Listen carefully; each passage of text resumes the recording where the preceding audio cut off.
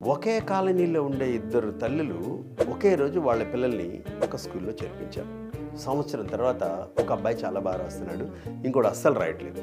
బాగా రాయలేని పిల్లవాడి తల్లి స్కూల్కి వెళ్ళి కంప్లైంట్ చేసింది.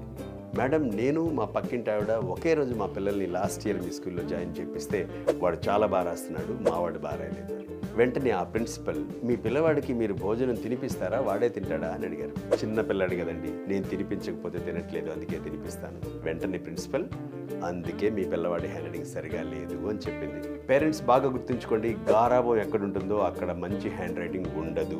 2-2.5 సంవత్సరాల తర్వాత ఏ పిల్లలైతే చిన్న చిన్న పనులు వాళ్ళ పాటికి వాళ్లే చేసుకుంటారో వాళ్ళకి చక్కటి దస్తూరి వస్తుంది. ఎందుకంటే హ్యాండ్ రైటింగ్ అనేది ఆ ఫైన్ మోటార్ స్కిల్స్ ఎంత బాగుంటే అంత బాగా వచ్చే ఒక ప్రక్రియ. ఇది ఒక సాంకేతిక పరికరం. ఆ వేళ్ళని కండరాలని బాగా మూవ్ చేసేలాగా, కదలికలు వచ్చేలాగా చిన్న చిన్న పనులు, చొక్కాకి బొత్తాయిలు పెట్టుకోవడం, వాళ్లే స్నానం చేయడం, అన్నం తినడం, షూ లేస్ కట్టుకోగలగడం, బ్యాగ్లో పుస్తకాలు పెట్టుకోగలగడం, వాళ్లే పుస్తకాలు బయటికి తీయగలగడం, ఇలాంటి పనులన్నీ నేర్పిస్తూ ఉంటే సునాయాసంగా కండరాలు తిరగడం వల్ల చక్కటి దస్తూరి వస్తుంది.